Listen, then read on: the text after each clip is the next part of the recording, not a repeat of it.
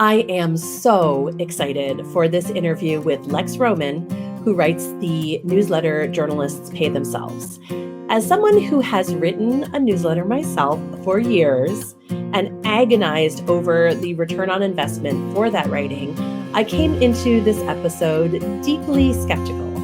And I left it really feeling more open to the possibility of an individual journalist making a decent chunk of change from a regular newsletter and really seeing the bar as lower for success. I think as journalists, we think that the only thing we deliver that's valuable is the headline, the breaking news, the access to a newsmaker.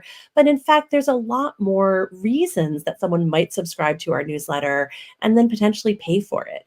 So I really appreciate Lex Roman for joining us and helping me to think differently about what it means to promote a newsletter and to look for new revenue streams as an individual journalist. So I hope you like this episode as much as I did when we recorded it. Welcome, everyone, to the podcast. I'm so excited to be here. I'm Katherine Reynolds Lewis, the founder of the Institute for Independent Journalists, whose mission is the financial and emotional sustainability of freelancers of color. And today I am so stoked for this conversation with Lex Roman, who has a deep background in tech and growth marketing for major companies, including Prosper, Gusto, Toyota, Nissan, and Macy's. And now she works for herself, living the dream, consulting with independents and small businesses.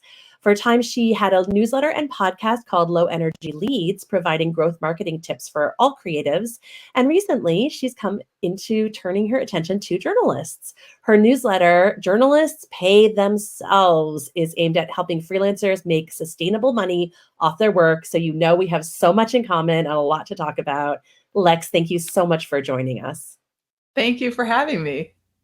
So tell me a bit about your career path and how you got to where you are now. Yeah. So I worked in tech for about 12 years and I started as a designer, actually. I did app design, but I very quickly became passionate about growth because I would work with founders who thought that design was going to fix their growth, right? They thought that if we just redesign the website, we'll make more money. And that's not true, right? You have to have intention around that. You have to know, okay, well, how are we going to make more money? Well, how much money are we making now? Well, why aren't we making more money now, right? And so I started working on growth projects.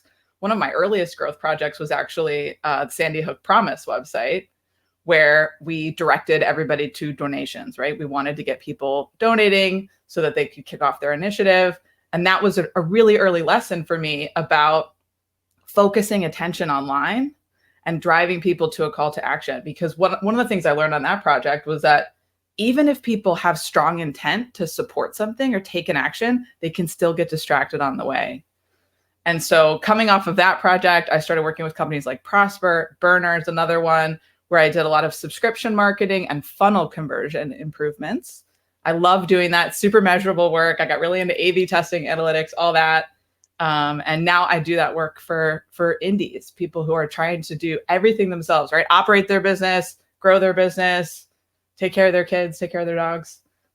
It's really fun to do it for, what you might call a low resourced business. When you're in a tech company, when you're working with Toyota, you have endless resources, you have endless budget, endless headcount. But when you're on your own, as you know, you've got to prioritize more ruthlessly. And I think that challenge is really fun.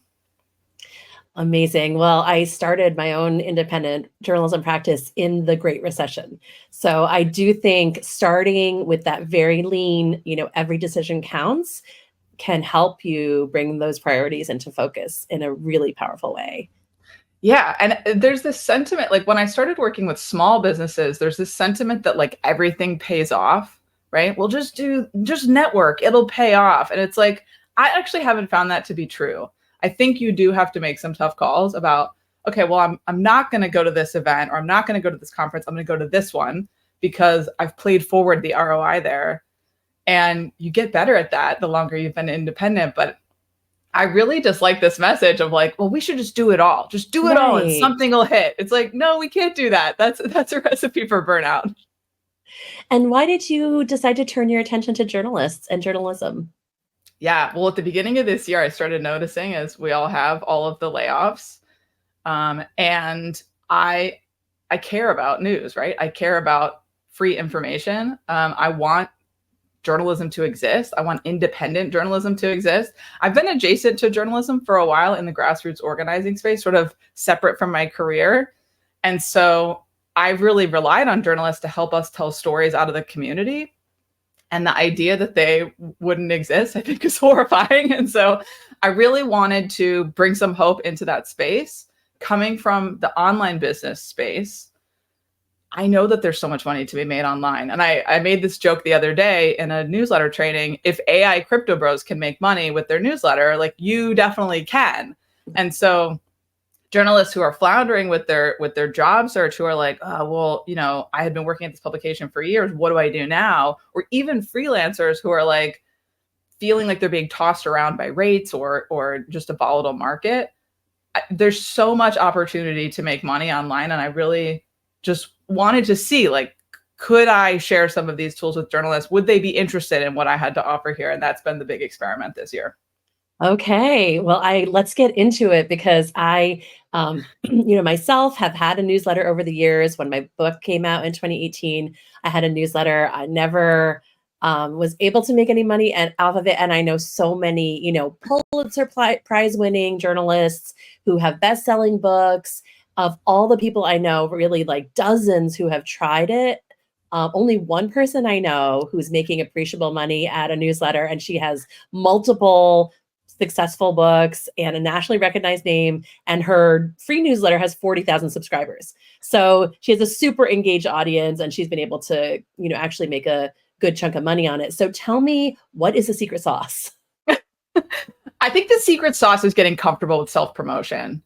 So one thing that we do in tech for sure, and in the online business space. Online businesses, just to give a tangible example of that, would be like a course creator or someone who sells digital products. We're super comfortable with self-promotion. So I did a little project for Hellgate in the spring. Hellgate's a worker-owned publication. There's 7 team members there, 7 worker owners there. And when I got there, when they would do a sale on their subscriptions, they would send one dedicated email for the sale, and then they would put it in, it would be buried sort of in the regular newsletter edition. Online business owners would send 12 dedicated emails about that sale, at least, right? And so the level of self-promotion that online businesses are doing is much greater. And even like, The Guardian gets tossed around as a good example of how to get readers funding your publication. I have some qualms about that. However, one thing that if you read interviews with them, they talk about is the fact that they got more comfortable with self-promotion. They started leveraging their email list to promote their subscriptions, to promote the fact that you could give one-time donations. They put that big, giant essay at the bottom of every article, which I think could be done better, but it's been working for them. So getting comfortable with self-promotion, sort of finding your voice in that. There's a really great publication out of Spokane, Washington called Range. Their team is even smaller than Hellgate. I think there's 5 of them. One of the journalists there just wrote a really excellent promotional email about why support her work live tweeting city council. And it was so popular that someone took to Twitter to rave about the promotional email. They were like, this is the best promotion I've ever seen. So it can be fun. I think people are maybe a little weary about it. Well, I don't want to, lose subscribers, or I don't want to make people angry. There's a little bit of discomfort about having to ask for money. Shouldn't my work speak for itself? And on some level it will, but some people need that motivation. They need that push. They need to know your subscriptions exist. They need to know what's in them. They need to be reminded of them. Unfortunately, the world is really hectic. We're getting 1 million notifications a day. If it's buried at the bottom of a newsletter, it's getting missed, right? So what does that look like tactically? Like, I think one of the reasons all the people I know are very comfortable with self-promotion, but a lot of us have also heard this line that social media is about being social. You need to deliver value as well as promote yourself. So we're trying to do some perfect ratio of like 5 value-added content pieces for one self-promotional one. And that is just, as people who are producing content all the time, it just makes it more and more exhausting to think about doing 12 of those. So then I write 60 value-added, like really amazingly reported posts. Tell me maybe, what does that actually look like if, say, you're trying to promote your newsletter to folks outside of your newsletter? How do you do that in an authentic way that is not sort of the social media blasting that we've all been warned against? Yeah. And I think to your point, especially for solo journalists who, you're running the whole game, you're doing all the reporting, you're out there in the field, you're writing, you're managing your life. Like, the idea of having to do the marketing is also exhausting. I would really lean into automation. And this is the thing that I see heavily underutilized in the news space. So on the social side, there's a tool called Hype Fury, and there's other tools like it. What Hype Fury does is they have this I think it's called auto promote or auto plug. And so on every tweet, you can set it to have a threshold. If my tweet gets above 5 likes or 5 retweets or whatever you want, add this tweet after it. And you can just add in there a set of like 10 tweets, subscribe to my free newsletter, upgrade to my paid subscriptions, whatever you want to promote, give me a tip for this reporting. And that way you can stay focused on the value add or the way that you're engaging on social, and Hype Fury is doing that promotion for you. And so that's what I would do on social. I would use an automator like that, some kind of auto plug. They also have an evergreen tweet. You'll see Taylor Lorenz do this with her YouTube. If any of you follow her, she's got an auto evergreen tweet that's just going out. I have all my tech coverage on my YouTube, right? I see that in my feed at least once a week. And then on the email side, this is where I would really think about social in general is going to be where you're funneling people to the free newsletter, though I would absolutely promote paid there as well a little bit. Make sure people know about that. Some folks are not into emails. They might just want to support your social presence. So that's great. Definitely a little bit of promo of the subscriptions there is good. In general, though, the majority of people are going to convert through the newsletter. So in your email tool, you're going to want a series of automations set up. One of them is a welcome sequence. In the welcome sequence, what you're doing there is habit forming. You're helping people understand your publication, your coverage areas, the kinds of newsletters you send, what they should expect on your website if you have one, what they expect on social. You're getting into their lives. You're becoming part of their day, right? Or part of their week. Keep an eye out for me on Thursday and check back here on Tuesday. If you have a tip for me, here's where to send it. Here's where you can follow me. I'm most active on Blue Sky, whatever you want to do. The welcome sequence is about that. If you do several emails there, I would definitely, towards the end of that sequence, also promote the subscriptions. Some folks who are coming in are going to subscribe right away, but the majority of people are going to convert a few weeks in or a few months into being on your free list. So that's where you want another automation. And that automation is like, hey, you've been here 6 weeks, or you've been here 2 months. Maybe you want to become a subscriber. You're going to hit them with at least 4, maybe up to like 7 promotional emails. Here's why other people subscribe, right? A set of testimonials. Katherine says it's the only thing that gets her through her daily commute. Joe says he's so glad my court coverage changed his whole family's approach to living, right? So testimonials are really powerful. If you do like perks or swag of any kind, you want an email dedicated about that. Here's all the benefits of being a subscriber. You want an email about your mission, why you exist, who you are. So you'll do like 4 or 5 of those. 6 weeks to 8 weeks in is my estimate right now, though I am continuing to study that, that ideal time range. And that might differ depending on your frequency of publication.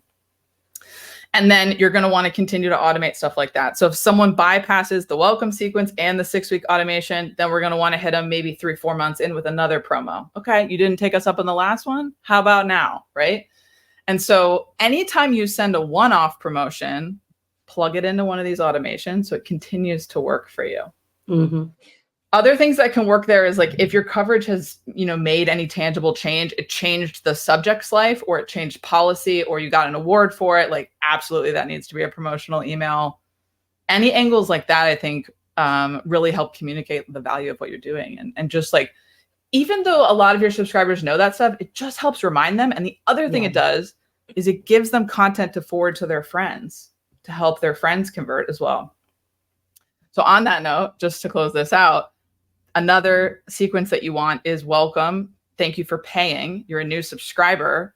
Tell me why you subscribed and tell your social network why you subscribed. So get people posting about why they subscribed, pull that stuff in as testimonials. That you're using that as an awareness lever, and leveraging your subscribers to promote your publication too is also really underutilized. Amazing. Yeah, I am taking notes discreetly because I'm like, we need to do all of this for the IIJ. And I do think what I'm hearing in this conversation is often we feel like we're being self-promotional because we're like, read my article. But it sounds like you're also saying to really think through, to not just, I did this thing, but here's why this thing that I did matters. And here's why I think you're connected to it in a more sort of human way. I also would love your advice, because maybe as journalists, we also read so many newsletters and we have information overload. So we're like, I can't possibly send more than 2 newsletters a week or people will get really exhausted. What is for a normal human, like how often do they want to get a newsletter? And then what do you have a ratio of like maybe a standalone promotion as compared to the sort of meat of the newsletter that's actually what they want to read? Yeah. I mean, you guys are going to hate this answer, but like, I don't think you can send too many newsletters. Like in a promotional period, you can send up to 2 a day. I know that's really uncomfortable. And you might be like, I'm not going to do that, Lex. And that's your prerogative. But I'm just telling you that a lot of people do. In promotional periods, it's very common to get 2 emails a day. And there are even like daily newsletters, right? Yes. So it's not that uncommon. I think what people might notice is if you break your own pattern. So if you're sending once a month and then you're sending me twice a day, now I'm noticing something has changed. But if you're a weekly newsletter and you're sending me a couple emails a day for a week or two because you're doing a promotion of your subscriptions, you would be surprised at how many people will hang around for that. Like you just won't see as many unsubscribes as you think. And I would test it, right? Every promotional email you send, you can see, well, what did I think the unsubscribe rate was going to be? Was it there or not? Every time I've tested this with people, even in news, it's really low. It's like surprisingly low because even your free readers, they like want to support you, right? They want to pay you. Yeah. And some of them just genuinely need you to bug them. Others just like get that you need to make money and it doesn't bother them that much. They're happy to ride through that with you. The other thing you can do, if you're really shy about this, you can create a promotional segment on your email and you can allow your subscribers to turn it off. So at the bottom or the top, you can say, not ready to subscribe right now, turn off this promotion. And then you just filter them out of that promotion and then you should add them back to the next one. Great. And now let's talk about money. So I think a lot of people, when I surveyed, very informal, non-scientific survey of my community of journalists, they were like, well, I tried that and nobody paid for it. Or I subscribed to 20 newsletters and I only paid for one. So, and it's this high value breaking news, like always something that I absolutely must have. Can you talk a little bit about what you see as the money-making potential for an individual journalist who's, maybe an expert in a space, but doesn't know how to convert that into someone being willing to pay for what I have to say? Yeah, I'm dying to know what didn't work about these publications. Like in your case, for example, Katherine, did you have a paid subscription off your newsletter? Well, no, Lex, actually, I did not. But the purpose was to generate leads for speaking engagements and, and also my coaching. So personal coaching. And I found that the coaching just comes much more from word of mouth of people that I've worked with. But also just in this short conversation, I've realized I always bundle things in a newsletter because I assume people are going to read the whole one through, as opposed to sending more frequent, smaller ones where I'm like, sale, hire me to, make your lives better kind of thing. Yeah. Yeah. I mean, people do get really distracted if you're sending, and especially I think for reporters, because often the emails that I see are info packed and link packed. So if you're sending me 20 stories about what's going on in DC today, and then your subscription plug is like very small compared to that, now my attention's like everywhere, right? So that's why we need more dedicated promotions. And that's not to say that those promotions can't be fun and interesting, right? They don't need to be like the New York Times or LA Times, like very boring. I mean, they do terrible promos, right? They can be fun. They can be cool stories. And they can include behind the scenes pictures and stuff like that. So yeah, I mean, definitely the dedicated promotion helps. And that's true of coaching as well. So, I see people include coaching and things like that at the bottom of their emails, which is great. You definitely want that, but you also want dedicated. Why should you do coaching with me? Why should you pursue this with me? In terms of subscriptions, Similarly, there's like different motivations for subscribing. And I see a lot of journalists working the same angle of like save news, save local news, support journalism, right? I personally don't love that angle because one, it's being used by every publication that's out there, right? So that puts your reader in a spot of like, okay, well, which news do I want to save? And the other is that I don't think we want to position journalism like a charity in general. I recognize that some outlets are nonprofits, in which case they are charities. But for a lot of reporters, like, you can make a sustainable living in this space and your work has value to your readers. Like, it has actual life value or professional value in some cases, right? I've read reader surveys from journalists where people talk about how it's instrumental to their work, or it saved them money because they learned something about their utility company or whatever, right? So it has value for people. And so when you think about your reader motivations, you've got a set of reasons why people would subscribe. And it's not just to support you. You definitely have folks that want to support you, but you also have folks who might want access to your perks. Or if you gate some content, they might want access to that. You have some folks who feel a sense of like identity and belonging. That's like where I would put the NPR crowd, right? They put the sticker on the back of their car. They're like, I am an NPR person. There's folks like that for every journalist, right? This is my identity, that I am one of yours. You have people that feel guilty about consuming free content. And so people need that different set of reframes, right? That you can work in those promotions. In terms of the numbers, so for paid subscriptions specifically, the most common price points I see are between $5 and $10 as the starting tier. Per month, exactly. Yeah. $5 to $10 per month with a break on that if you go annual, usually like 10 to 20% off if you go annual, 17% sometimes. And we like to aim for odd number pricing when we can. So I like to use 5, 7, 9 as like good starting places for you to like revenue forecast. Mm-hmm. And I wouldn't say that just because you're a solo journalist, you need to go low. You can absolutely go high. And I think the factor there is like, are you the only game in town for that kind of coverage? The answer is likely yes. Who is going to be your paid subscriber base and how valuable are you to them? The other thing is like frequency and perks. If you're going to produce a weekly newsletter, you're going to do a lot of perks, like go high. If you're going to be like, it's very casual, go lower. Okay. So I did some math on this per your request. Great. Okay. I also want to say I'm trying to benchmark the free to paid conversion rate here. So let's say you build your list to 10,000. How many of those people should you expect to go paid?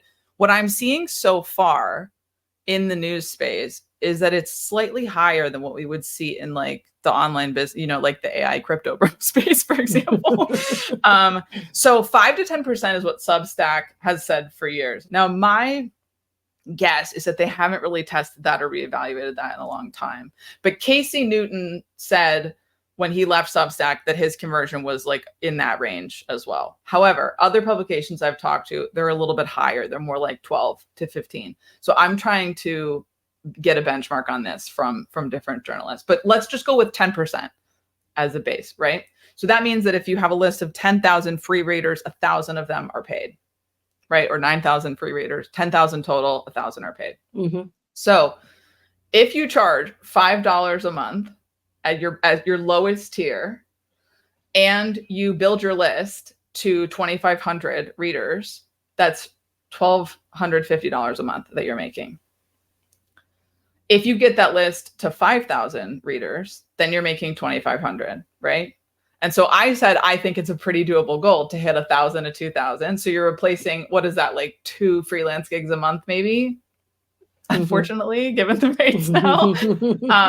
So that gives you a little bit of flexibility, right? So you can take some freelance work, but then you're growing this newsletter, so you can say no to some stories, right?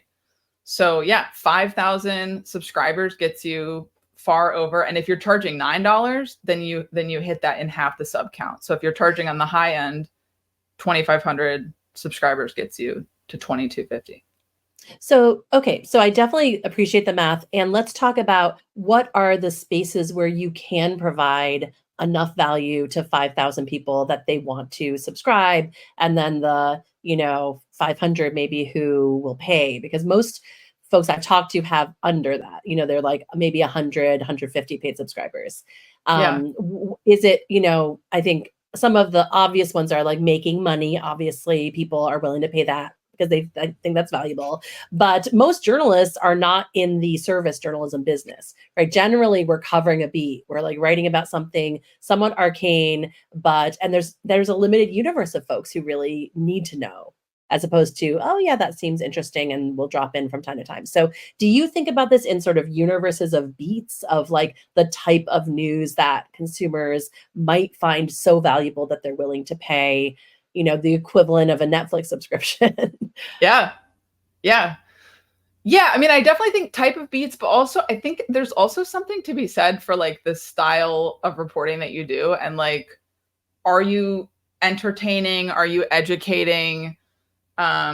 Because I think, you know, some people subscribe because they just like your writing. Like, you know, I was talking to Alyssa Walker, who runs Torch, which is a newsletter about the Olympics in LA, which is like a relatively niche space. And she was telling me that, hopefully this isn't a secret. She was like, I'm really surprised a lot of my subscribers don't live in LA. She's like, I'm planning this launch party. A lot of my subscribers don't live in LA. I live in Georgia. I'm one of her subscribers. So I think local news, interestingly, has a bigger, a wider range of interest than people think. I found that with Hellgate too. They, you know, similarly, New York has a bigger presence than just folks who live in that region. DC similarly, right? Right. People who have a connection to there, or maybe who are Olympics fans, you know, who are planning to go and want all the behind the scenes. Yeah. And I also think like, one of the big advantages journalists have over like the rest of us who send newsletters is like, you know how to captivate your audience, right? You know how to tell a story. And that alone is valuable, right? That's why we read books. That's why we care about stories in any medium. And so there's something to be said for just like people liking you and your style. It doesn't even just have to be about your beat. Like to go back to Range, I started following them because I loved the fact that they were doing live city council threads about a city council that I do not personally care about. It's way far away from me in Washington State, but I just thought their threads were so fun, right? And that perked my interest. Now I'm a special case because I'm interested in what journalists are doing online. Yes. But I found that this was true in reader surveys too, that people were like, oh, you guys did this like one story that I just really cared about this landlord. And for whatever reason, I related to that, and that got me interested in what you're doing. And so I think it doesn't have to be so rigid as like the people who care about, you know, mass incarceration are people who work in that space. It's nonprofits, whatever. I think there's wider appeal for most beats that you can think of. And there's also something really interesting about something that seems incredibly niche and ridiculous. Like, just to go back to Hellgate, Esther Wang, who's one of the worker owners there, writes a column about fishing in the river in New York. It's called OnlyFins. And many of the Hellgate readers talk about how much they love OnlyFins. And it's like, that's a real niche thing, but it's fun, right? It's fun. It's funny. It has wider appeal, even if you don't live in New York, because fishing is actually pretty widely understood and interesting to people. And you know I love the point about humor, because I have done a lot of journalism contest judging, and it's sort of what people think is going to win an award is like the profile of someone's terrible tragedy or the really heart-wrenching story of triumph over adversity. But the entries that really stood out were the funny ones. Anything that was delivered with just fresh humor or a new perspective.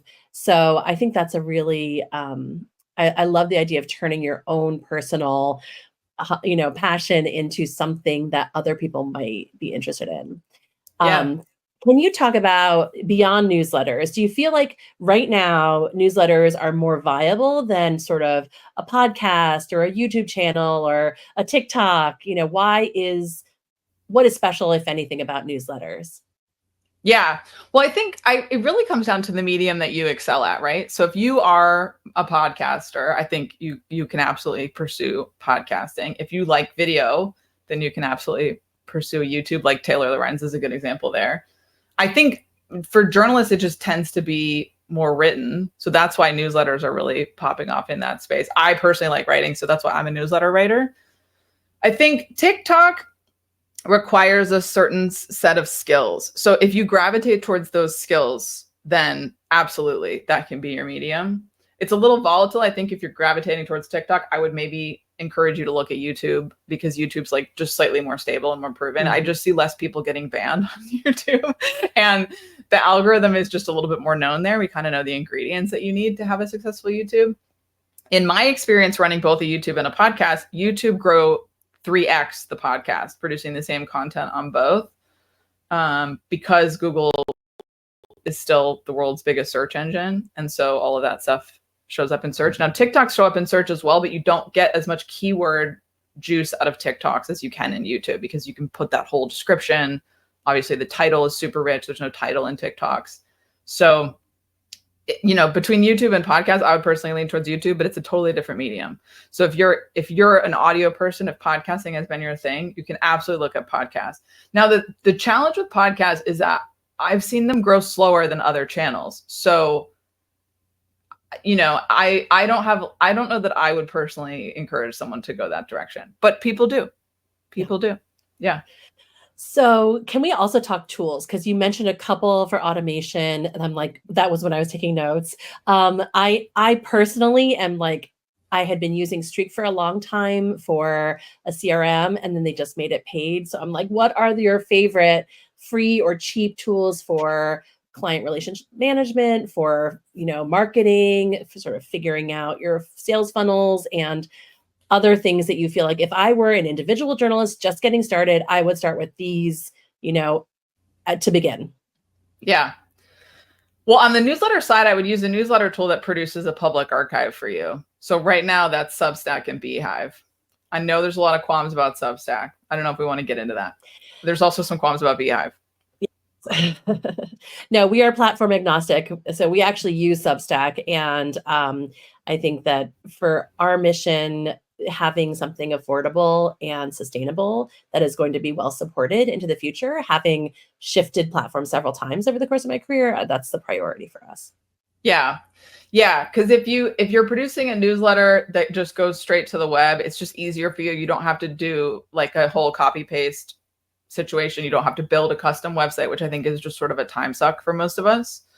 Not a big advantage. And then they just handle all that tooling for you in terms of like, well, Beehive does email sequences. So all those automations I mentioned, you can do those all in Beehive. Substack doesn't do as much of that automation work. They have a couple of those things that you can leverage, but they manage your whole payment flow, the whole upgrade thing, right? So there's a lot of juice that you can squeeze out of that, which I would definitely recommend to indie journalists. Newsrooms I'm seeing on the Ghost stack, but I wouldn't recommend Ghost to solo journalists unless you're pretty technical and you like coding, because it's a little bit too customizable, I think, for my taste.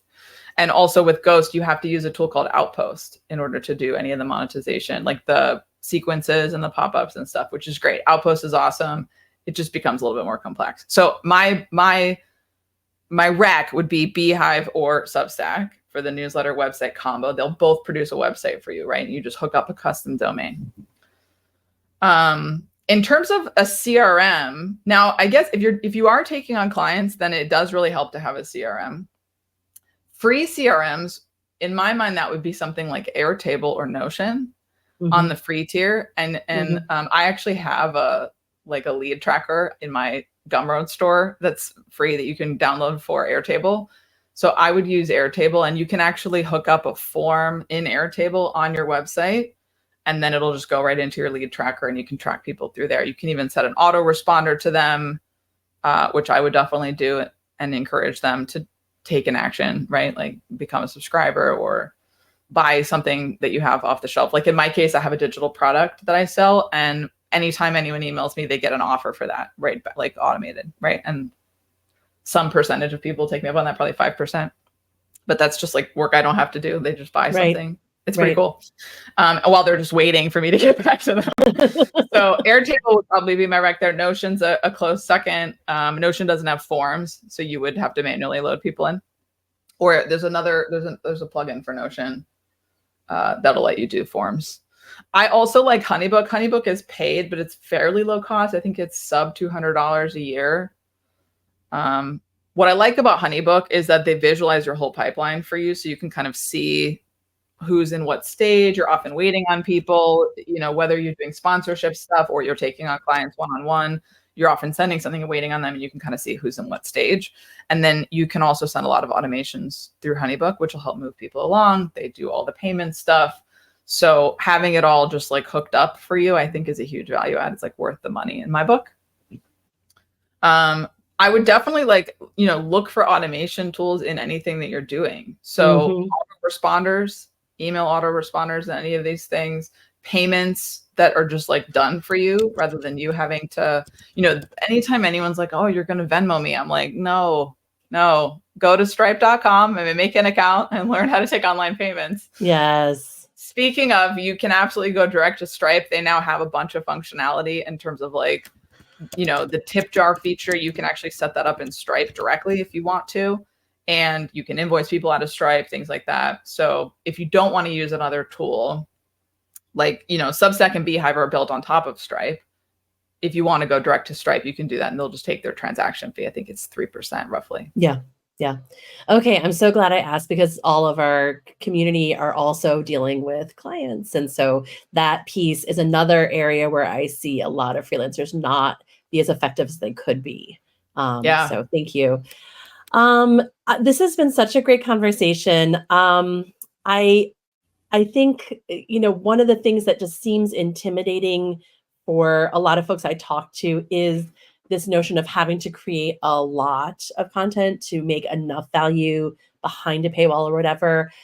Do you have advice for getting started and, how to maybe experiment a little bit to get more comfortable with the pace of, reporting or writing that you would have to do, and any sort of low-hanging fruit that you feel like, even if you don't have a national following, you're not Taylor Lorenz, or, you don't have a lot of people who like to already read you, where anybody could really just dive in and try it for a few months?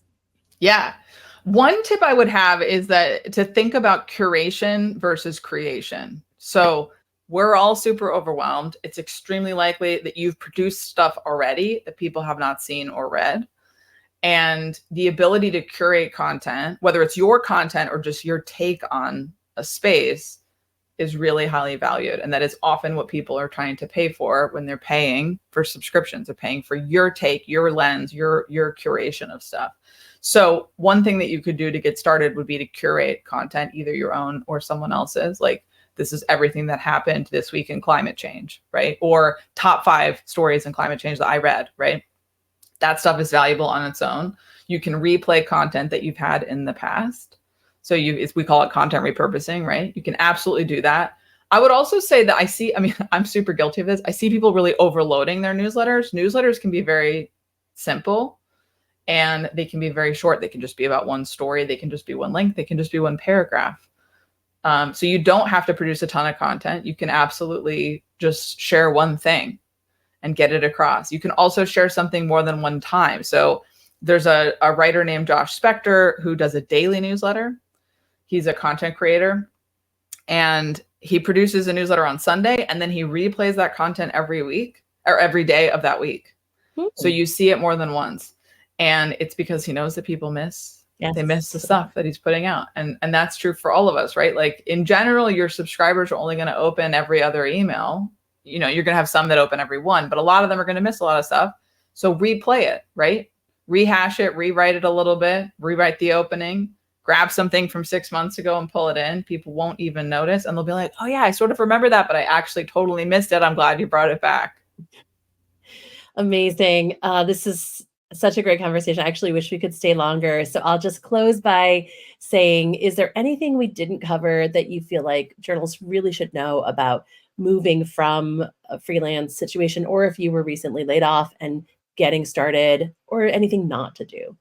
Yeah, 2 things really. One is that what I see with the worker-owned newsrooms is that a lot of them are getting, medium or large dollar donations. So that's another thing that you could pursue in terms of startup capital for some of this tool and stuff like that, would be to see if one or a small handful of your readers want to give you larger checks, just as startup capital. That's not an investment. It's not a donation. It's really just like reader support that's larger. and you can decide if you want to do anything in return. Sometimes people are just happy to do that. And you could just let people know that, or you can even open a higher tier that's like $1,000 and just let that happen, which I have seen. It does happen. The other thing is sponsorships. The sponsor market is really hot. I know there's ethical considerations about coverage and brands, but I would really encourage you to think about, are there brands that you are genuinely recommending or genuinely aligned with, or maybe that have nothing to do with your reporting? It's like a tool that you love, or a hospitality group in your city that you frequent. Starting to cultivate those relationships. There's a tool called Passion Fruit, FROOT, where a lot of us have our sponsorship packages up. And I've been taking sponsors all year. I've just noticed how hot that market is. So sponsorship revenue, can add up pretty quickly. And that would be something that I would add into the mix if you're doing a paid publication of any time. If you have more than one channel, so let's say you have a newsletter and like one of your social channels is pretty big, 10,000 subs, something like that, or 10,000 followers, you can even do a cross-channel package and make more money that way. Amazing. Where can people find you? We will put all of your everything in the show notes as well, but is there one place that you would like people to connect with you? Yeah, I'm on X, unfortunately. I know everyone has mixed feelings about that, at Lex Just Living, and then at Journalists Pay Themselves with the newsletter. Amazing. Lex Roman, thank you so much for your time. Really appreciate you being with us. Thanks for having me. The Freelance Journalism Podcast is a production of the Institute for Independent Journalists. Our mission is the emotional and financial sustainability of freelancers of color. Learn more about our work at theiij.com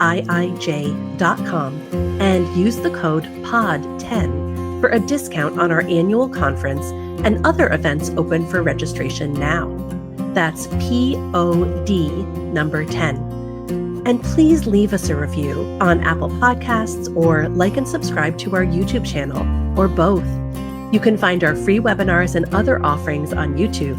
And your recommendation and sharing with friends is the greatest compliment and helps us discover new listeners. Thanks for listening.